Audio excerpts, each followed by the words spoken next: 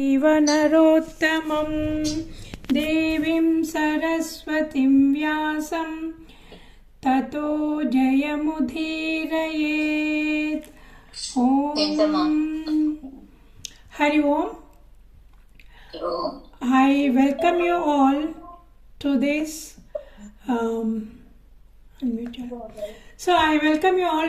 Bhagavatam session. So last week we discussed about the importance of the human birth, and the goal of the human birth is only for Bhakti Yoga and attain Bhagavan. And we also discussed about how this Bhagavatam had come into existence. And also it's revealed that Bhagavatam is the Grandhavataram. And Sri Krishna Bhagavan entered the Bhagavatam for the welfare of the people in Kali Yuga, and Dharma had taken place in the Bhagavatam. So if we follow Bhagavatam, we will be removed or protected from doing wrong things in our life, and our life will become a sort of a Bhakti Yogis. We become Bhakti Yogis and eventually attain Bhagavan. So these are the topics we were discussing last time. And one of the questions that Naimisharanya Rishis asked was, they wanted to know about the history of the Parikshit Maharaj. Okay. So, to know about the Parikshit Maharaj, we have to know a little bit about the Kurukshetra. Now, at the end of the Kurukshetra war, Pandavas had defeated the Kauravas. And Duryodhana, he lost all his friends, his brothers, and the whole army had been vanquished, and he had a fight with Bhima, and in that fight Bhima broke his thigh, and the Duryodhana lost everything and he fell down in a pool of blood. He was a great Maharaja. He had all the wealth, ill-gotten wealth, and he behaved badly. He accumulated so much. But what happened in the end? In the end, he was all alone, lying in the pool of blood, unable to move, in excruciating pain, and absolutely nobody around. And his best friend Ashwatthama felt very sad. So when he saw Duryodhana in that distressing condition, he took a vow. He is going to destroy the Pandavas. So he straight went to the camp of the Pandavas, and it was night, and all these Upa Pandavas, the 5 of them, and few other warriors also, they were all sleeping. And Ashwatthama killed all of them in their sleep, and he felt victorious. And he came to Duryodhana, and he was expecting Duryodhana to be very happy because he had killed all the Pandavas' children, so there won't be any more progeny of the Pandavas left over. So he came and he told Duryodhana that he had killed the Pandavas' children also in the sleep, and Duryodhana felt disgusted about this heinous act. Even Duryodhana felt disgusted because he had killed the children when they were sleeping. So there are few the rules we have to follow according to the times, the war protocol in those days. We should not kill children nor women, nor the people who feel helpless, who are frightened, and who are without any weapons. So we are not supposed to kill. But then what did Ashwatthama did? He killed the sleeping children of the Pandavas in the tent. And in the morning, Draupadi was so distressed and she was lamenting. And Arjuna became very furious. Arjuna said, Draupadi, whoever did this, I am going to chop his head and bring it to you, and you step on his head and take bath. Till then I am not going to rest. So he became so furious, and at that time Krishna arrived. And Krishna knew what happened, who did it. And he immediately, Krishna was also so disgusted. He wanted to kill Ashwatthama for doing this. So now the Arjuna is so angry, he told Arjuna, Krishna said to Arjuna, come on, we will go and chase that fellow, wherever he is, we will chase him and kill him. So they both got onto the chariot, and Krishna is the charioteer, and they ran very fast. And Ashwatthama was running away, full of fright, seeing the combination of Arjuna and Krishna. He remembered what a dreadful combination it was. There is in no way he can escape Arjuna now. So he didn't know what to do. Out of the fear and the confusion, he released Brahmastra. So Brahmastra is not to be released for small things. So he released Brahmastra because it causes universal destruction. So he wanted to save himself. He didn't bother about the universal destruction. And he only knew how to release the Brahmastra. He doesn't know how to withdraw it. And once this Brahmastra was released, it was full of fire, fierce fire, and it was coming towards the Pandavas, towards Arjuna and the Krishna. And Arjuna got frightened. He didn't know it is Brahmastra. He was frightened and he asked, oh Krishna, what is this? What is coming? I don't understand. Where is it coming from? What is the reason? Who had sent this? I am so confused. I don't know what to do. Please help me. What should I do? What is this? And then Krishna said, Arjuna, don't worry. It is the Brahmastra released by the Ashwatthama. And he doesn't know how to withdraw it. You release your Brahmastra and it will counteract and you withdraw both. Because Arjuna knows how to release it and how to withdraw also. So he released it and he withdrew that. And they immediately ran after Ashwatthama, caught him.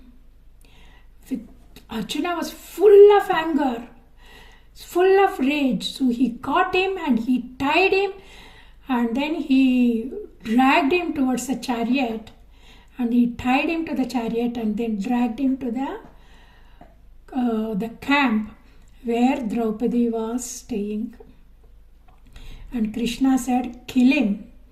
He is a Brahmana, but he doesn't behave like a Brahmana. He is a butcher. You should not forgive him. You kill him. And then he took because he remembered the oath. What did he say? He said, I will bring that Ashwatthama to your feet and you put your foot on his head and take bath. I will behead him. So he dragged Ashwatthama. Ashwatthama is frightened to see all the Pandavas and Krishna with so much of anger. And immediately Draupadi, instead of telling Arjuna to kill him, he said, Arjuna, please don't kill him. He is your Guru's son. And all that knowledge of the weaponry you have is because of Dronacharya, the Ashwatthama's father. And also if you kill Ashwatthama, Krupi will be very sad. She has only one son and I had 5 sons. And at the time of cremation of the Dronacharya, Krupi did not go for Sati Sahagamanam because she was very much attached to Ashwatthama and she wanted to live for his sake. Now, poor Krupi had lost her husband. Now she is going to lose her son also. Think about her state. I don't want Krupi to undergo the same distress which I am undergoing. Please let him go. And listening to these words, Krishna told Arjuna, Arjuna, you promised Draupadi that you will kill him and Draupadi to put her head on her leg or her foot on the head and take bath. And then immediately Yudhishthira came. Yudhishthira also said, you forgive, you leave him, let him go. Nakula also said, let him go. Sahadeva also said, let him go. But Bhima said, don't let him go. You kill him. You kill him. Don't let Ashwatthama go. What he had done is an heinous act. And then Arjuna was confused. He didn't know what to do. He looked at Krishna. What did Krishna say? Krishna said, you kill him. Okay. And then Krishna, because he was confused, he didn't know what to do. Arjuna was looking at Krishna. And then Krishna said, no matter what a Brahmana does, you are not supposed to kill him. But you should defame him in such a way, it should be worse than the death. You promised Draupadi that you are going to behead him, and Bhima also wants you to kill him. You decide what you want to do. Okay? So now Arjuna has to decide what to do. So Krishna said kill him, and then he is saying in the Shastra, I said you shouldn't kill a Brahmana. So he said both, he said both the statements, and he said I said it in the Shastra. Now he has to make up his mind. Then Arjuna realized defaming him, insulting him is worse than the death for a Brahmana. So Ashwatthama had a diamond on his head. So he chopped off the diamond. He chopped off the sikha. Chopping off the sikha for a Brahmana is very, very insulting. And then he shaved his head also. And then he said, you leave this. So he put him in exile. He threw him. You leave this country now. You leave this place now. You have no authority to hang around this place anymore. And then he scolded him. You are disgusting. You are worse than a Brahmana for doing such a heinous act of killing the children when they are sleeping. So Ashwatthama was full of anger and disgust. He was ashamed and he felt death would have been easier for him than taking this shame. So he ran away from there in shame. Then all of them cremated those children, and they did whatever the rituals are required. And now they've all decided to go to the Ganga and offer waters for all the departed souls who died in the Kurukshetra. So they all went to the Ganga, and first all the ladies walked, and behind them all the men, and many rishis also followed along with Sri Krishna. So they all went, and all these ladies and the man, they cried so much for their departed souls, and they offered plenty of water. Then they took bath in the Ganga. And that Ganga is a sacred waters. Whenever there is a problem in the family, it washes off the sins. Not only that, Krishna is there. Krishna is also there in the waters, which means the waters are mixed with the dust under the feet of Sri Krishna. It touched the feet of Sri Krishna. It made it more auspicious. So all of them had a bath, and they were all still crying, and they all assembled. All of them sat near the banks, and there Yudhishthira with all his brothers, Dhritarashtra, Gandhari, Draupadi, and Kunti Devi, along with all the others, and then rishis. So everybody tried to console them. The rishis tried to console them, saying, nobody can change the fate. Almighty knows what to do, when to do, and how to do.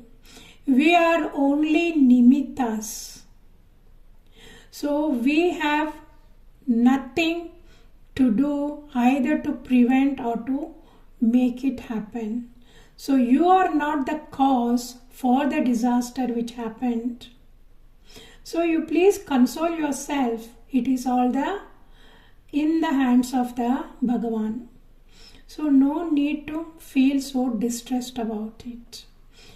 So they said, and they spoke deep philosophy also about it, and then tried to console. And of course it was very, very difficult to console, especially Yudhishthira. He felt responsible for all these things. Krishna also tried to console them, but he had pacified a little bit, but this distress was still haunting him. So now Krishna stayed with them for a few days. Now it is the time to leave Hastinapura and go to Dwaraka. So when he was going, everybody worshipped him, headed by Vyasa Maharshi and all the other rishis, Yudhishthira and all the brothers. They all worshipped him. And then Krishna just mounted the chariot, and he was sitting, and he saw Uttara rushing fast in crying and distress towards the Krishna, saying, "Oh Krishna, Krishna, Krishna, please help me, please help me. You are the only one who can help me. You are the mystic power, the Lord of the mystic power. You are the knower of everything. You are the protector of all the devotees. Please help me."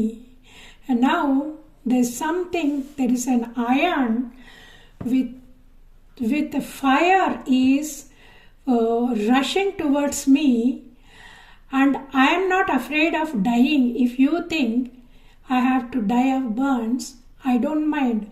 but please save the embryo in my womb. Please save Krishna. You are the only one who can save me. So she cried at the feet of Lord Krishna and she fell there. So Krishna immediately realized it is the Brahmastra sent by Ashwatthama, this time to kill the child growing in the womb of the Uttara. So if he destroys that child also, that means he had successfully wiped out the whole of the Pandava race. So that was the idea he had said. He released that Brahmastra and Krishna became very angry. And he immediately released the Sudarshana Chakra to counteract the Brahmastra. And with his external potency, external energy, he covered the womb of the Uttara and then he saved him. He saved the pregnancy. So now Ashwatthama's Brahmastra was neutralized by Sudarshana Chakra, and Sudarshana Chakra came back to him. And now Uttara is also saved. Now it is all done. Krishna is ready to go. Immediately Kunti Devi came. Kunti Devi is a great devotee of Sri Krishna, and she knows, very few people knew Krishna is Bhagavan. So Kunti Devi is one of them. And the relationship with Kunti was a auntie for Sri Krishna. And she was such a great devotee. Krishna is aware of that. Whenever he went to Hastinapura for anything, and Kunti Devi was always immersed in her duties in the kitchen. So he used to go to the kitchen to talk to her and then tell her what he likes, and she used to cook for him and she enjoyed feeding him. So they had a beautiful personal relationship, and she had a personal interview, personal time to spend with Krishna, just Krishna and Kunti Devi. So that was a beautiful relationship between the Krishna and the Kunti Devi. She is ever so grateful to Sri Krishna. So when he was about to go, she expressed her gratitude to Krishna for what she has received. This Kunti Stuti is the most beautiful prayer, and we all should know how to express our gratitude to Bhagavan for everything we have received. Okay? And this makes us very close to Bhagavan, and Bhagavan also will feel very happy with us because we remember everything and we express the gratitude for everything we are receiving. This will be a beautiful reciprocation between the God and his devotee. Now Kunti Devi says, Namaste Purusham Tvadyam Ishwaram Prakrute Param. O Lord, I offer my obeisances to you. You are the original personality of the Godhead. You are unaffected by the qualities of the material world. You are both inside and outside, and yet invisible to all. Being beyond the range of the sense perception, you are an invisible energy. Foolish people don't recognize the actor dressed up in a show in the theater They cannot recognize because of their ignorance. The same way foolish people don't realize your presence. I offer my respectful obeisances to Lord, who appeared as the son of Vasudeva and Devaki, and the boy of Nanda and other cowherd men of Vrindavan, and enlivener, who is the enlivener of the cows and the senses. My respectful obeisances to Lord, whose abdomen has a depression which looks like a lotus flower, and who is always decorated with the garland of lotuses, and whose lotus-like eyes always showering the cooling glances to his devotees, and whose feet are engraved with the lotus. O Rishikesha, master of the senses, O Lord of lords, you released your mother Devaki and Vasudeva from the envious Kamsa, and you also protected me and my children who were in constant danger. My dear Krishna, your Lordship has protected us from poisonous food, great fire in the wax house, from cannibals, from the vicious assembly members when Draupadi was disrobed, and you protected from the sufferings in the exile in the forest, and from the battles where great generals fought. And now you have saved us from the weapon of Ashwatthama also. I wish all the calamities keep coming on us again and again, so that we could see you again and again. For seeing you means no longer repeated births. O Lord, you are not visible to people who are on the path of material progress, who wants to improve themselves by higher parentage, material opulences, high education, and bodily beauty. Only to those without any desires you reveal yourself and bless them. My obeisances to you. You are the property of those who are materially impoverished, who have nothing to do with the action and reaction of the material world, who had conquered their senses in the form of a sattvas, rajas and the tamas, which means the equanimity. You are self-satisfied and master of senses. My Lord, your Lordship is eternal, no beginning and no end. In distributing your mercy, you are equal to all. The problem with the people is they are always quarrelsome. But you are beyond all this.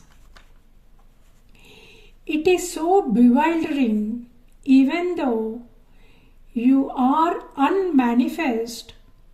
You took birth and descended upon the earth in the form of animal, men, and aquatics whenever the need had come.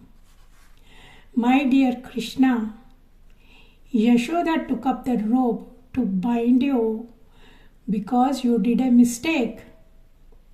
you were trembling in fear and crying, which made your kajal from your eyes mixed with the tears and smeared all over your face. You are personification of fearlessness.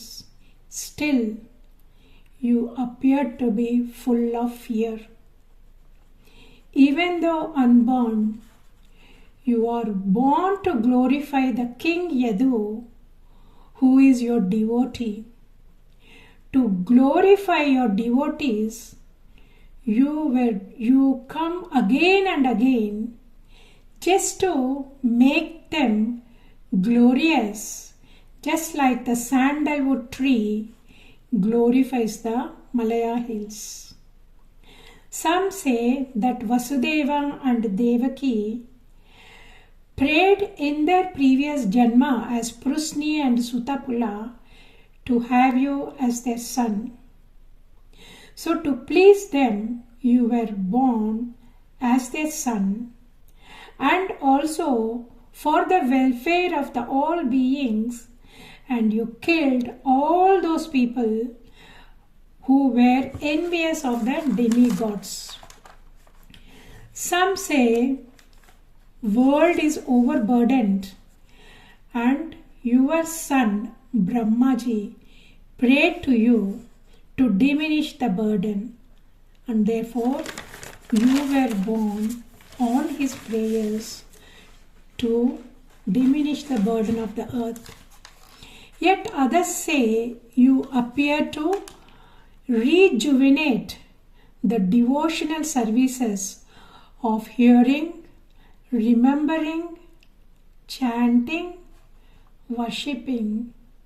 So conditioned souls suffering from the material pangs might take this advantage and get liberated.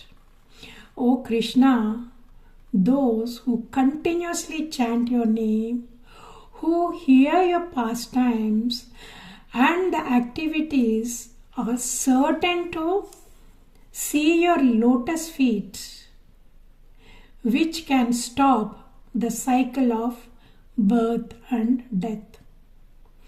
O Lord, you have executed all your duties yourself, and you are leaving us today. We are completely dependent on your mercy. We have no one else to protect us now. As the name and fame disappear when the spirit leaves the body, now when you leave us, we will be like a Jiva Chavam. O Gadadhara, our kingdom is marked by the impressions of your lotus feet, which are so beautiful. Now it will no longer be beautiful. All cities, villages flourished in all respects because of you, and there's plenty of herbs, grains in abundance. Trees were full of fruits. Rivers were flowing. Hills were full of minerals. Ocean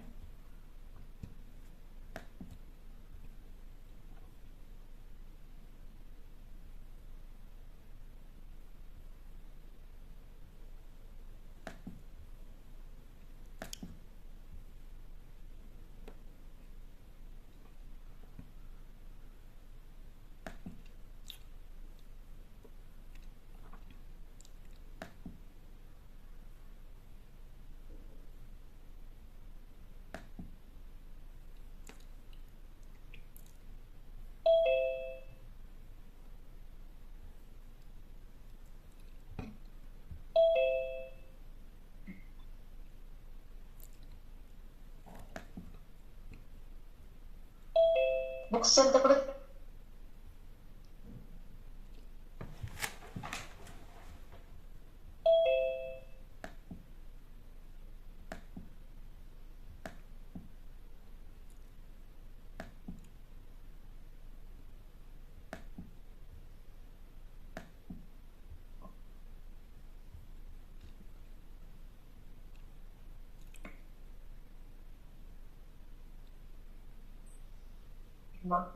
కష్టపడుతున్నావు అయిపోయిందమ్మా ఒక 10 నిమిషాలకే పూర్తి అయిపోయింది. ప్రైవేట్లో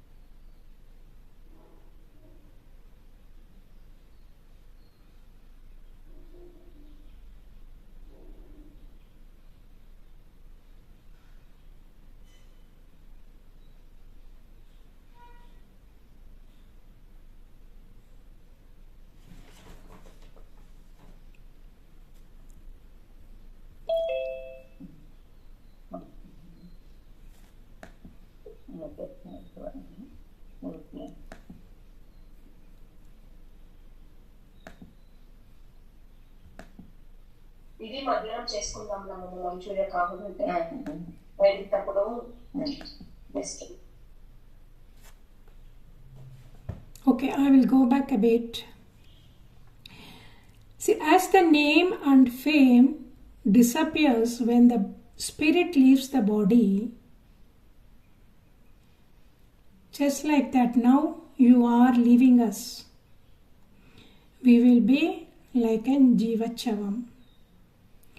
O Gadadhara, our kingdom is marked by the impressions of your beautiful lotus feet, and now it will no longer be beautiful. When you are with us, there was abundance. All the cities, the villages were flourishing in all respects. There was plenty of herbs and grains, and the trees were full of fruits, rivers were flowing, hills were full of minerals, oceans were full of wealth. Now it's all due to your presence, O Lord of Madhu. Just like a Ganga flows towards the ocean without any hindrances, please bless me. So my attraction to you continuously flows towards you without any hindrance. O chief among the Vrishnis, you are destroyer of the political enemies, which are disturbing the peace on earth. You have come down to earth to relieve the distress of the cows, the brahmanas, and the devotees. You are the possessor of all mystic powers. You are the perceptor. You are Almighty God. I offer my respectful obeisances to you. And Krishna was very pleased. And he smiled, he had sent a beautiful smile, accepting her gratitude and love. And then he moved on to the palace in the Hastinapura, and he spoke to all those people who assembled there. And then Yudhishthira came, and Yudhishthira's distress was uncontrollable. Krishna, what for I have done this? I killed so many young people. I killed my brothers. I killed my parents. I killed my friends and I killed my teacher also, who taught me everything, who showered their love on me, and I killed all of them. What for? No matter what I do, no matter how much of yagas I perform, most horrible hell will be waiting for me. So he was so distressed. Yudhishthira's distress was uncontrollable. Now I will conclude this topic here, and the following one we will discuss next Friday, because tomorrow is Mahalaya Amavasya. Now the great lesson here is when that Brahmastra was approaching Arjuna, he was frightened and he offered prayers to Krishna, which I did not describe in details. Basically, it is to protect him, what is coming, what it is. So you are the creator, you are the knower of everything, you have great mystic powers, you are the all-knower, you know what is happening, and you also know my helplessness.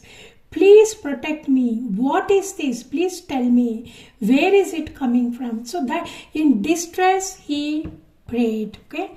So that is the Artharthi Bhakta. He was in distress. Of course, he is a great devotee. But when we are in distress, this is a beautiful way to express our requirements and do the prayers. So glorify the God first. So when we glorify the God first, what happens is our mind slowly starts opening up to the God. But generally what happens is we are so bogged up with our problem. We go there only with the problem, and it's all inside and goes on and on and on and on only about the problem. And we get so distressed, only problem, but can't think about anything else. So this is what we learn from Bhagavatam. He glorified Krishna so beautifully, and then he asked, what is this which is coming? Where is it coming? Please protect me. Please tell me what to do. Okay. So we also first glorify the Bhagavan, because he had given us so much. That intelligence is there, knowledge is there. First glorify the Bhagavan, express the problems, then ask for the solution. Okay. So that is the one. Then suppose the problem is solved. What should we do? We should express the gratitude. See, she's so humble. She expressed her gratitude and she remembered everything. She enumerated everything, and then she said, what did she say? Whatever we have is because of you. Just like everything, all the opulences leave when the spirit leaves the body. When you go away, we are nothing. Yeah? This is exactly what it is. As long as the Bhagavan's grace is on us, we are everything. But the moment Bhagavan's grace leaves, it is as good as dead bodies we are. So what do we need to do? The first and the foremost quality the sadhakas need to cultivate is express gratitude for everything we have received in life. So it will be a nice exercise. Take a paper and write down everything, all the favors we have received from God. So if we are intelligent enough, if we have got the degrees and certain position and so on, it happened because of him. So remember, go back to the school and go back to the childhood and write down, just scribble the points and express gratitude to Sri Krishna. And also remember, as long as he is with us, we will have plenty of things in life. So keep on being with us. And this Kunti Stuti, one Mahatma had done from the ISKCON, okay, Purushottam Das. My God, it's so wonderful. I can't explain. He did it so beautifully. When he was chanting, it is like, he reminded me of Uddhava. Okay? When he was chanting, he went deep inside and he chanted. It sounded like he's actually seeing Krishna there, and he became Kunti, and then he expressed everything. And then Krishna also pleased with him. And then Krishna embraced him. So that's the kind of vision I had when I listened to this Purushottam Das.